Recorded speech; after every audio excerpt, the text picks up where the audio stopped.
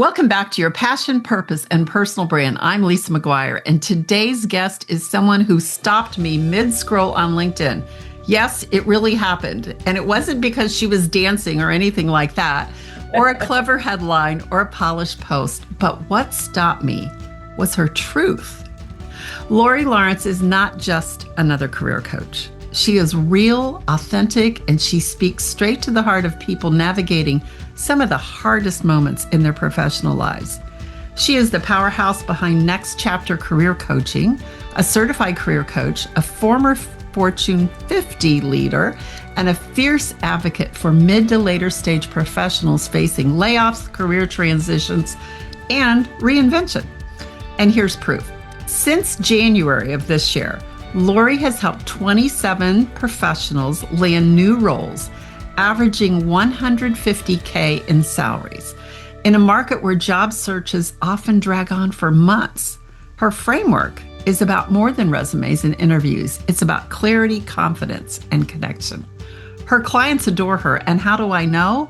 Because I visited her community and spoke with them later one-on-one, and they do adore her. And it's not just because she gets results, but because she sees them for who they truly are, enormously talented professionals with more to give. And a season when it would be easy to lose hope, Lori restores it. And so today we're going to unpack how she does it, what's working right now in the job market for experienced professionals. So Lori, welcome to the show. Wow, that is incredible, Lisa. Thank you so much. I so appreciate our time today, and I'm so happy to be here. All right, well, I'm going to go a untraditional route, which anybody listens to me knows I'm not traditional. Most podcast hosts would say, how did you get into this? But we're going to go straight for the results. Okay. You have helped 27 professionals land roles just this year. And I will say we're recording this in mid-August. So, by the time this airs in a few weeks, could be even more. I'd like 28. It's 28 as of last night. I'm so excited. Yes. Nice. Yes. So what do you think is the biggest reason behind those successes? Why is this happening? So it's interesting. Old school, all of us that are very tenured, very professional within our industry and within our titles, over the years, we built kind of these internal networks. I had guys that, when I was working at that large technology company, when they were looking to switch, they'd go play golf. And I know that sounds very cliche, and they would talk about their careers and what would be next for them, what they could bring to a particular division, and then they would land. I know myself, a lot of times I would make a few phone calls or pass the virtual resume across the wires, get a couple of discussions going, and then I get an offer. This isn't happening anymore today. And it's almost simple types of, supply and demand. You have employers now that are absolutely in control because there is so many great candidates that are out there in the job market because of, as you said, layoffs, transitions, just situations that put us that have been very tenured back into the very competitive market. So if you are trying to go at it kind of old school, it's not going to work. And a lot of times folks have been working so long and so hard, they've had their heads down. And then when it's time to look up, they realize I don't have an external network. I don't have anyone outside of my current company that I can call on and let them know, hey, I'm in a career transition. Do we have a few minutes? I'd love to kind of pick your brain a little bit, which I know is an old cliche, and I don't even teach those types of things, but it's that same sort of, what have you been doing lately outside of your role? And that's where I think that a lot of folks now have to restart. And we can go very quickly. Again, the beauty of AI allows us to really kind of get into the weeds a little bit and find people that really can affect who we are. And again, I think more people are very, very open if you are intentional in your communication and very clear on exactly what you need, then people don't wonder, why is who is this person again? But if you give very clear intention that goes beyond, hey, I'm applying for a job and I need help. No, but you get very clear on who you are, what solutions you can bring, what your ROI is, which intent we've never talked about ROI in the past when it comes to ourselves. So I think a lot of this is just really around the framework and getting folks to think and operate day to day differently that brings them very quick success. Yes, yes. And I think, this really the way to summarize it to me is clear as kind, right? Clear as Yeah. kind to everybody when we know what we're doing. Yep. So I know that you work with, and I'm going to call out, we're not calling them senior professionals. Nope. We're not even calling them seasoned. We're Nope. not in the kitchen with the chef, right? We're Mhm. calling them tenured professionals. Yes. Yes. So, what are some of the most common missteps that you see these tenured professionals make in their job search?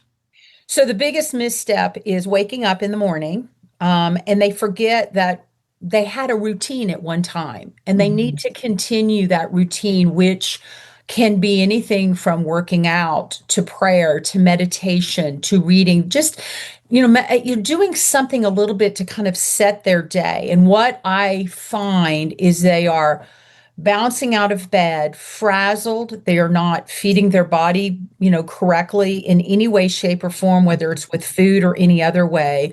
And they're immediately heading into the job boards, whether it's LinkedIn, whether it's Indeed, whether it's a niche job board, and they're just applying, applying, applying. And they sit and they spend hours, and it's almost like a badge of honor there. I sent out 100 applications this week. And to me, that is just that's just beating your forehead against the Mhm. wall without true intent or structure or strategy to your day, to your week.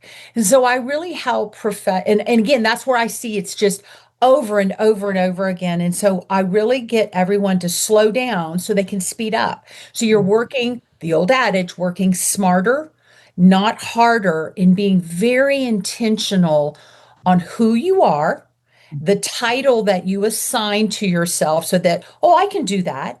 I can do that. Yes, as tenured professionals, we can do a lot of things. What is it that you bring that brings passion? That you can talk great about your accomplishments and your value and not just, oh, I can do that. I can do that. I was guilty of that at one time myself. Oh, that would be so easy. I can do that. That's not that not is not necessarily the right direction to take. Mhm. And so getting very good clarity of who are you Mhm. as a professional, if we're going to assign a title, what industry do you have experience in? And then who then have you been working with in the like titles have you been reporting to? And then what your one or two ups, because that is who you need to be talking to and reaching out to. Mhm.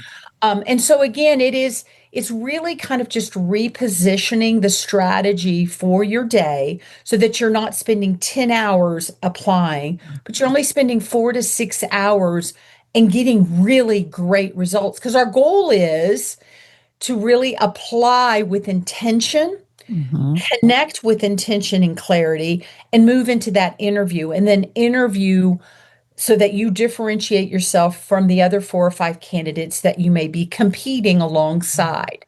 And I know a lot of times my clients will like, oh, I don't like the word competition.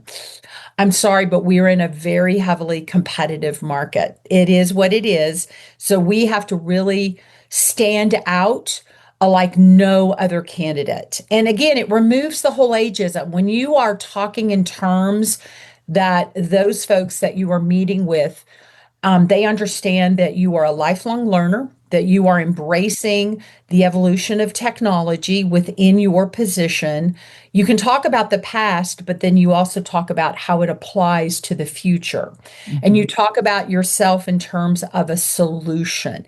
That is what a lot of my tenured professionals have a little bit difficulty with because they're talking in, well, I've done this. I've done this and I've done that. It's wonderful, but no one really cared. To be real honest with you, nobody cares. They want to know what you bring to the table today. And so that's where I see the struggle is. And so it's really beginning to build the confidence and the dialogue and practicing. Again, how many times have you, oh, I've interviewed a million times, piece of cake, I don't have to practice. No, no, no, you do. You do. Yes.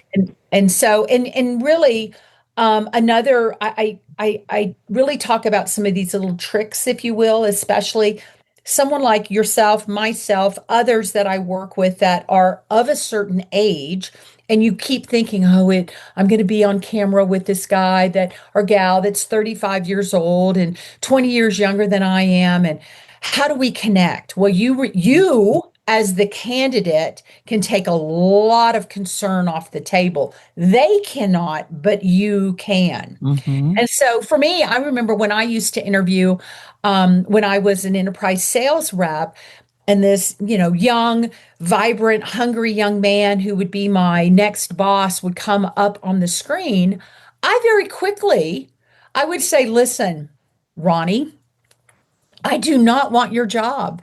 I want to make you the very best sales leader, regional sales director.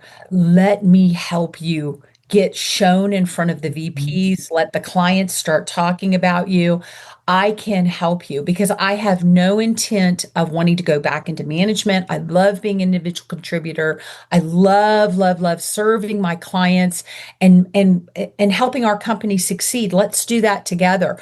So that really removed any kind of, oh my gosh, she knows so much more than I do. She's had so many more years of experience. I don't want her coming in here and showing me out. That's what I know is going on in their mind. So I have the ability to remove that so that we can have a true conversation so that, well, how are you going to do that? How do you do that so that, again, we have a real conversation? And that is how I was hired and offered all the way up until February of 2024, at the ripe old age of 65. And they never knew my age. They just knew that I was an inspiration and that I could help them succeed with their career goal. So it's a lot of reciprocity that I teach as well, and understanding if you help others, you help yourself. Yes, you absolutely do. So, Lori, there are about five things in there I want to go through, but I'm going to start with the most recent one. This client centric or audience centric communication of how I'm going to make your life better, right? Yep. Because if you think they're coming in and my role is to find out if this person is a good fit, Yep. they are still human and they're thinking in the back of my mind, there is some objection, there's some filter that they're coming in, there's some preconceived notion. So if you take the initiative to say, here is my goal, and we're a team, and here's how we work together, and you don't have to worry, that immediately takes that off the table. So that was one thing. I really love that, really love that. The second thing I heard, kind of where you started, was people just get busy. And I see this in entrepreneurship too, and probably you do too. Yep. We go through the motions of thinking we're working on our business because we're out having coffee and we're networking, right? I see this so much here when I network locally. People are out talking with people, but it's not talking with the right people. It's not doing their business moving forward. So they're busy, but they're not productive, right? With that. Exactly. And the Exactly. third thing I heard you say was the strategic intent that is almost like you're helping them create their own marketing campaign. Absolutely. That's And exactly right. that's so different than what many tenured professionals have had to do. They've never really had to market themselves. And I know that from working with people and what I do for brain repositioning. So, all right. So let's keep going. All right. And it's Um, interesting. I will add a little bit, yeah. when you talk about marketing yourself, and a lot of, Mhm. oh, well, I couldn't possibly sell myself. You're not selling yourself. Right. You are providing the ability for a very, Mhm. very very clear vision, whether you're talking to one, to multiple folks, no matter what their title is, you are helping create a vision for them. Number one, to see you as a part of their team, because Mhm. you talk in very I am possessing this position, if you will, as a Mhm. part of the team. And you are really talking in terms of, I understand the company. Mhm. I've asked questions like, what are your priorities? What are your three priorities of vice president of XYZ? And Mhm. then how do you see this position that I will be in helping you succeed in those priorities? Nice. So it's asking very, very clear questions. So immediately you kind of take people aback and go, wow, and you become memorable. You become Mhm. memorable in the discussions, the after discussions of kind of lining and prioritizing those candidates up. So it is truly, it's marketing, but it's marketing in a way that they really can begin to see you as a part of the team. Yeah. And I see it over and over and over again as then, because nowadays, with the removal of remote work, but moving into hybrid work, I am seeing those final asks. Hey, Lisa, Mhm. I'm going to set up an interview with some of the stakeholders you're going to be serving and some of your team members. And you hear this language now. You're hearing the some of the stakeholders you're going to be working alongside, Yeah. some of your team members. I need for you to come in and plan to spend a few hours Mhm. presenting blah blah blah, whatever those criteria are. And you then begin to see that confidence. Oh my gosh, I'm going on site. Well, if you're going on site, they're investing time, they're Yeah. investing energy, and now they really want to understand, is she truly going to be a fit within our team? And that's when Mhm. you can go in head high, ready to go, start meeting and conversating, finding those little connections with folks and really building the relationships that you're used to being a part of. And again, just getting people out of the house has been very weird for so many folks that, oh my gosh, I'm going back into the office. Uh-huh. Yes. That's what Yes. we all did. I did that for, gosh, 15 plus years, going and sitting in a cube and being a part of a team and then a department and then obviously a culture. And it's fun, but a lot of folks have forgotten what that feels like. And Mhm. it does help with your confidence as long as you know who you are and what you represent. And again, as tenured professionals, we should be doing that fancy walk because Mhm. we know who we are and what we can bring to the table for success. And that's what I'm helping, I think, a lot of our folks see. Oh gosh, yeah, I've been kind of hiding behind this screen, Yeah. doing my work, but now it feels very different. So Yeah. it's That's exciting, awesome. good stuff. Yeah. So you have a five-pillar framework that Yes, I do. you work with the clients. Can you maybe share that with us and tell us why it's getting results? Sure. So there's four pillars that are kind of, if you will, enveloped around the five. Mhm. And so Um, the five pillars are really kind of built around understanding, again, defining, your brand. And everybody goes, I don't feel like a brand. I'm not on a cereal box. No, this is your online brand. Who are you representing?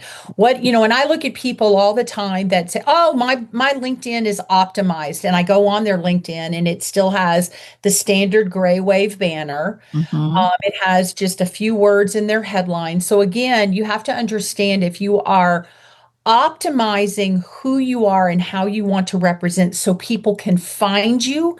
Mhm. Who are those people? Recruiters, because 92% of recruiters are using LinkedIn so they can go and find candidates they can bring in to keep from having to advertise and getting 1,600 applications Mhm. that that technology now has to scan through. Yeah.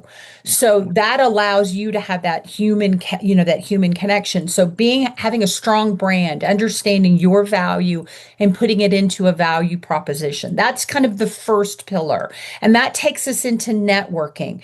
70% of all of my clients are becoming candidates very quickly through that connection, through Mhm. networking. And you have to have a strong brand so you can present yourself very, very, very confidently out to the world and to the right people that you need to be connecting with. And like you mentioned before, people who can actually move things, can Mhm. facilitate a process for you. So connecting with C levels. And I mean, my clients go, what? You want me to write to who? You want me to connect to the CIO? And when you remove the emotion away from it and Hmm. truly bring forth the professionalism, those C levels will be the first one to say, "Oh, yeah, I just looked at your profile. I need to get you with the recruiter Hmm. for that support engineer or that systems engineer or that project engineer role. We need to speak with you, and they can help facilitate that process, even if that process breaks down, which I've seen happen. So again, making sure your network, your connections are strong, which leads into the third pillar, which is applying correctly. Now, we talked about applications, Hmm. but how are you making sure that what is the gap? What is the fit for those job descriptions that you are after that fit you? And I show people how to use AI very, very efficiently Hmm. so that you are applying correctly and letting people know that you're applying, not just applying in secret along with 160 other people, but you are actually applying with people and saying, hey, just want to let you know I've applied for this position and here's why. And here's why I know I would be a good fit. Hope we can find some time to talk. And that is working. And then finally interviewing. And not just going in interviewing preparing for your star, if you will, but really understanding, like I've said, how are you the solution for their needs? So doing your research, researching the people you're going to be talking to, making those connections, and really helping get a very clear definition so that you stand out amongst the rest. And if you're doing all of this, as I've equated this to the NFL locker rooms, you've got the locker room on your side so that you've got people coming up to those recruiters and hiring managers and say, hey, by the way, I talked to Lisa the other day. She and I had a quick, very quick visit about some of the things she's done and what she can bring to us. I really hope you consider her for our top candidate. When you Yeah. start getting people in your ear as bringing Hmm. a top referral, that's when you're going to move very quickly. Now, alongside all four of these pillars, is bringing back your executive presence and Hmm. understanding who you are as you walk into a virtual room or into a real conference room, ramping very quickly. Because when you've been out of work for a little while, and a lot of my clients have been out of work 9 months, a year, or more, you kind of forget what that feels like. So, reminding yourself why you're here, what you do, removing the emotion, or at least keeping your emotions in check and really being able to talk and present yourself at that executive, even though you may be an individual contributor, but you are working alongside others so that you are really bringing in that sense of camaraderie, teamwork, and then your specialization as well. So there's a lot of pieces to this that once you kind of get in the zone, you understand, oh, and I'm with you the whole time. I think what makes me a little bit different is I'm very hands-on. I'm very high touch. I don't throw videos. I don't learn through videos. Yeah. Maybe Loom, maybe taking you through kind of a Yes. process, but I don't just say, hey, watch these series of videos and then get back with me in a one-on-one. I'm with you. I'm communicating with you on Hmm. LinkedIn, on text messaging, through email, so that you always have me right here so that you are just checking back. Yep, yep. Okay. I'm moving forward. I'm moving forward.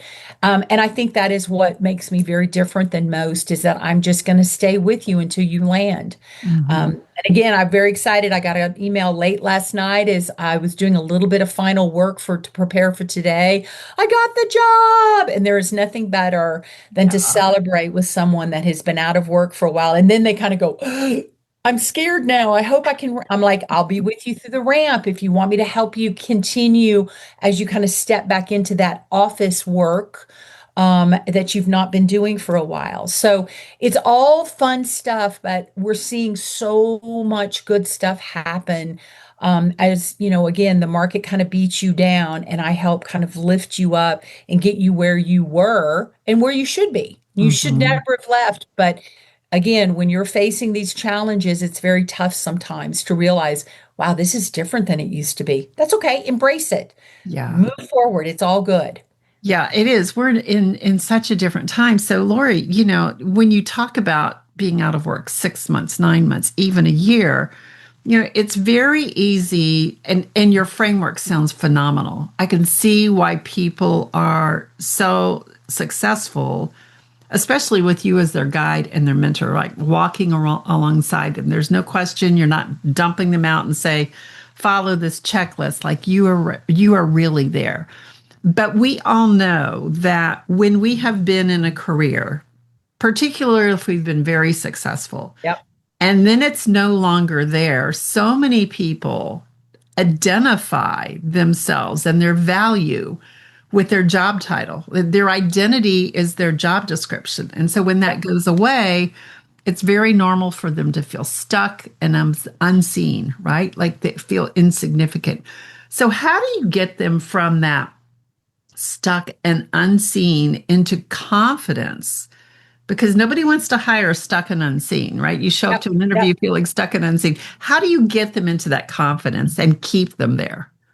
So it's interesting. I'm gonna back up just a little bit because I do want to share a story that you're aware of because you are very correct when you say that so many people, both men and women, truly identify themselves with their career and their job and their company and the people Yeah. that they've worked with.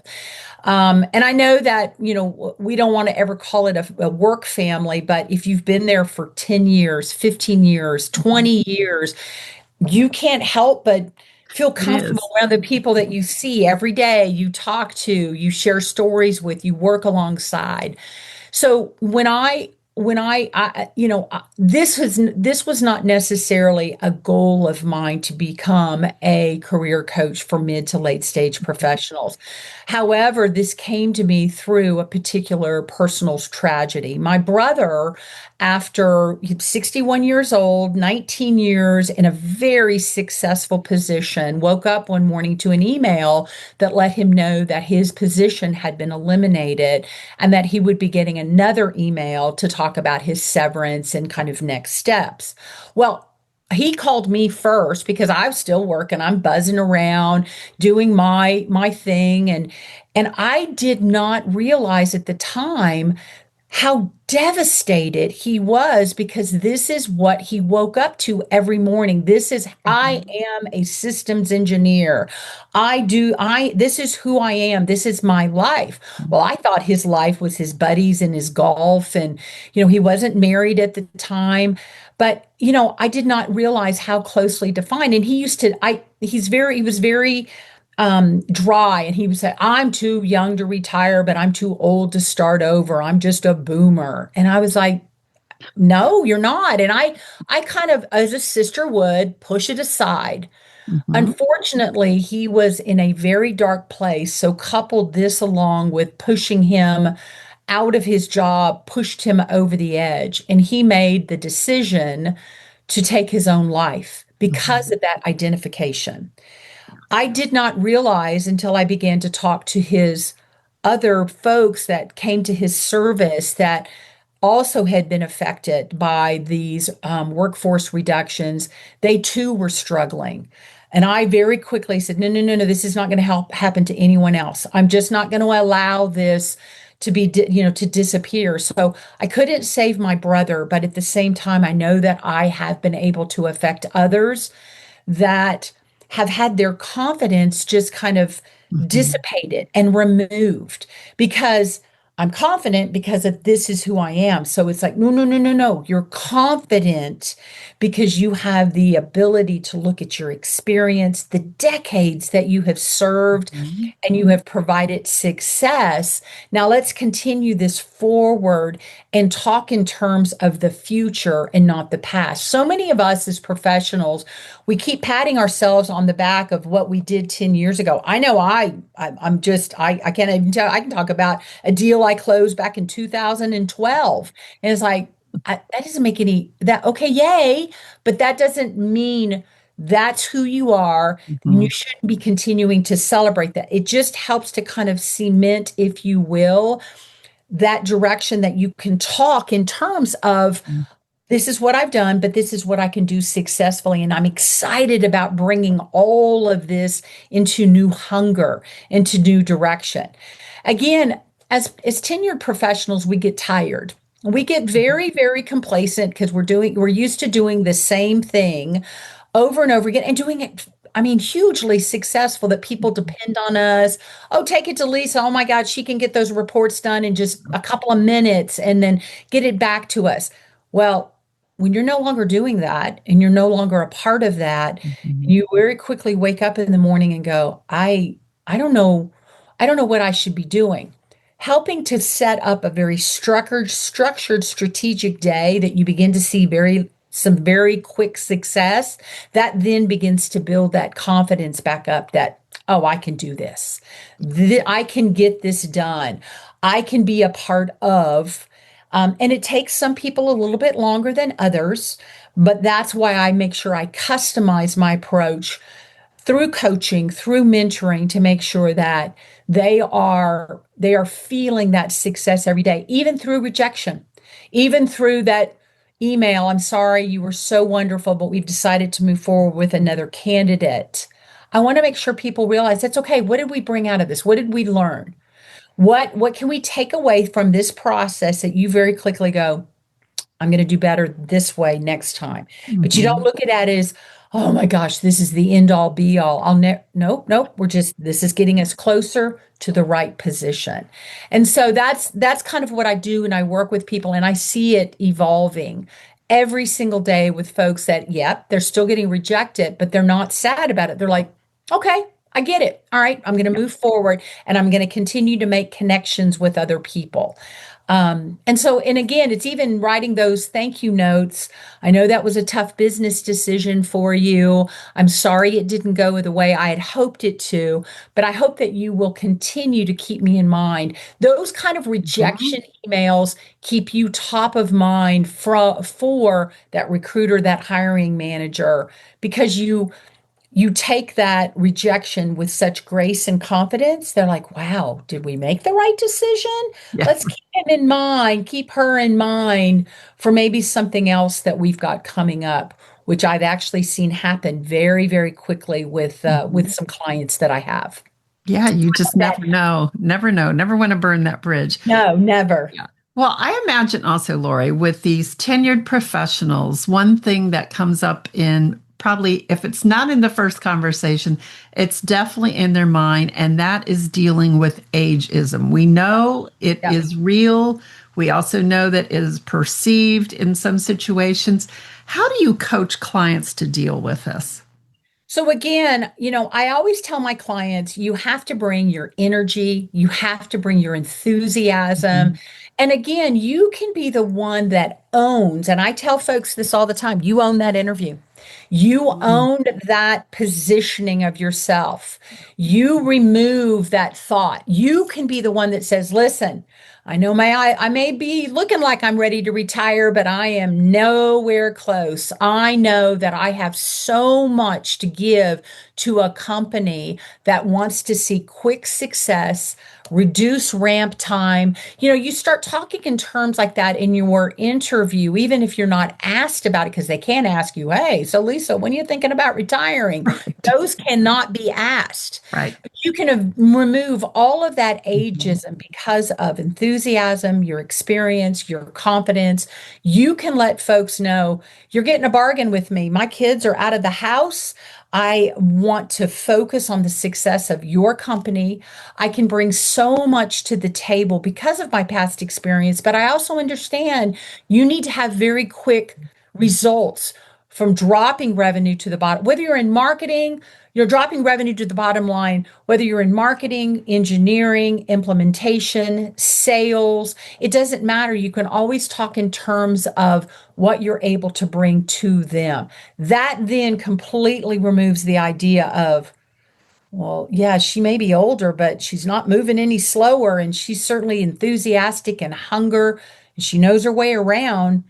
This might be a bargain. This might be someone we need to bring in because ramp time is nothing. It's just like, let me go. Let me go. I'll bring you along with me, but let me go and do what I know that I can do very, very quickly, get my feet underneath me, and then go get bring success to you very quickly. That is what a lot of folks are looking for, and they have to project that through their enthusiasm and their excitement, whether it's virtually or whether it's in person. How you dress, how you act. It has Mhm. nothing to do with hair color. I have clients asking me, should I dye my hair? No. Just be you, be authentic, but be excited about those opportunities.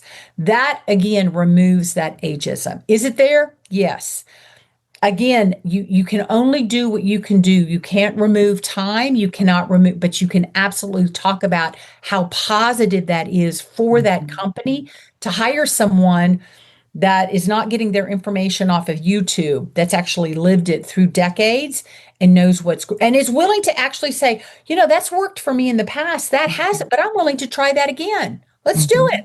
Let's see if Yeah. we can't pull this together.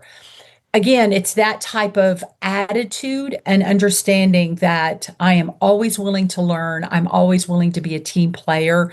And I can bring a lot of that to you and talk in terms of that. Because again, that brings a lot of comfort to an employer that's investing in you. Mhm. Yeah, absolutely. Yeah, that's so refreshing. So, Lori, I would be remiss if I did not give you a chance to tell one of the 28 stories that you Uh, have about people that you've placed, maybe even introducing a creative or non-traditional tactic that maybe your clients get surprised by what you do. So I've got so many great, I just love my clients and I miss them so much. But it's interesting, kind of sitting here thinking about one in particular. So this is kind of an interesting anomaly. So I spent many, many years, 15 plus years out in the field selling enterprise healthcare technology. So made really great relationships with a lot of higher ups and health systems that I served and serviced and sold to and maintained. So in March, a gal reached out to me that used to be my client at a large health system in Fort Worth, Texas. Mhm. She helped introduce the technology that I was selling, and it spread out across the health system. And so we had a long client vendor relationship for a number of years. Well, she reached out to me on LinkedIn and said, I think I need to talk to you. I trust you because I know how you work. Mhm. But I want to talk to you because I'm struggling. So she had been let go from a vice president's position at a health system, and she was really struggling in the job search. She was sometimes getting interviews, sometimes not. And when she was into the interviews, she was not getting past the second round, and she couldn't figure out what is going on. What am I doing wrong? So Constance and I had a very long conversation about, again, bringing her confidence back up and removing this fear of failure, which is where she had kind of mired herself in. Mhm. And so she went through a couple of really deep interviews in which she was not selected. But every time, even though she was rejected, she came out with, okay, I'm ready to go again. That was not a good role for me. And I know now why it wasn't. And so when she finally landed into that perfect scenario, because we very quickly, even in midstream, she said, you know what? I keep going for these senior director roles. My heart's not in it. I think that's why I'm missing the mark. I really want to go back to my roots of a senior project manager. I've got my Mhm. PMP. I'm a black belt certified in Six Sigma. This is my heart and soul. This is where I want to do. So we had to, again, very quickly scope out, how do you talk about, why don't you want to be a vice president or a director any longer? We scoped all of that out very clearly, which brought passion out and enabled her to control those interviews so that she was not only answering questions, but she was asking questions. So it became very conversational, but at the same time, she very quickly showed her relevance. I've done this. So she went from March to an offer in July after searching for almost a year, just right under a year, and landed at another large health system that is building a campus, a brand new campus in downtown Dallas, and she is senior project manager over that whole project. And she is just glowing and so excited. The cool thing about it is that when they invited her in for her final interview, they let her know you were competing with one other candidate, but we would like to bring you on site so that you can meet with others that you will be serving as stakeholders, but also working alongside. And through this process, she realized I need to bring in some differences. I need to show. So she brought in this compiled, I mean, printed out, bound. She took it to Kinko's or FedEx and had it all bound. So she was able to say, hey, I have some things to show you. So these are examples of past projects that I've been a part Mhm. of that is very much like what we're doing here. And so she showed this to them. It was 5 different projects that she had done through her career that laid out all of the steps. And they looked at this and went, wow, Yeah, you get us. You know exactly. And that's how she got her job, is that that's she really awesome. feels that she brought something different to the table. Instead of just talking, she Hmm. showed. And Hmm. that is, as someone that is experienced and tenured, you have that ability. You have that ability to put some of all of the good stuff on paper, print it out old school, and provide a really nice portfolio of this is my expertise that you're investing in. This is my ROI. And that is again probably one of the best stories that we went from client vendor into, client coach. And I walked alongside her every step of the way. When she needed to take a break, I stepped away, let her breathe, and I said, "When you're ready to come back, let's go at it again." Because I do push a little hard. I'm very direct. But again, if you want something very quickly, you've got to work really hard and kind of, come in early, stay late, but don't burn yourself out, and do all the right things. And so Constance Jackson, anybody can find her on LinkedIn, and she's like, just tell anybody to send, just come and talk to me because you truly are, someone that just stepped and walked aside me through this very tough time. And she was not in a good place when we kind of re-upped our relationship that we used to have. And so anyway, that's one of my 28. I've got so many more that um and I truly do. In a couple of cases, I've had people come back to me and say, I want you to know you saved my life. I was not in a good place. Yeah. I was telling my husband I have one client that said, I was telling my husband I want a divorce. I don't want to do this anymore. I'm just a waste of your time. They're just, you get yourself into that such a bad headspace Yeah. that you have to have somebody that comes along that kind of says, snap out of it. We're not going to do this, and I'm with you. And I want to be that coach that's remembered for making sure people don't go into a dark place, that I can bring them back into the light and walk at their pace, but let them know they're not alone. That's why I have my community. And then I can serve people VIP. And then I'm also offering now, beginning in late September, a group cohort, which combines all of the good stuff in private, but now you have folks within that are part of your little contained community that you can walk alongside, that you can celebrate with, you can vent with, and you can also then, just kind of explore some new ideas with. And that's what I have found that's been working really, really great. Yeah, that's so wonderful. Well, Lori, thank you so much for bringing such hope and truth into this conversation. What I Thank you. love about your message is that it reminds us that careers and lives are not fixed, that change is not something to fear. It is the one constant we can count on. So thank you for being with us today and being part of the show. Thank you so much. Be blessed, Lisa, and thank you so very much again. This was such a privilege. Thank you. All right. Well, for those of you listening, I want you to think about the things in your life or career that you've told yourself will never change. But what if that story isn't true? What if, like Lori's clients, your next chapter is waiting, not for the perfect moment, but for you to believe it's possible and to take the first step? So you can see why I found Lori amongst all of those career coaches. Like, she is the real deal. And I have brought her into my executive networking group here in Atlanta. I know she's working with some of those folks. It is so refreshing to find someone who is on your team and has been in your shoes. So if you're ready for that clarity, confidence, and a strategy that works, connect with her at Next Chapter Career Coaching.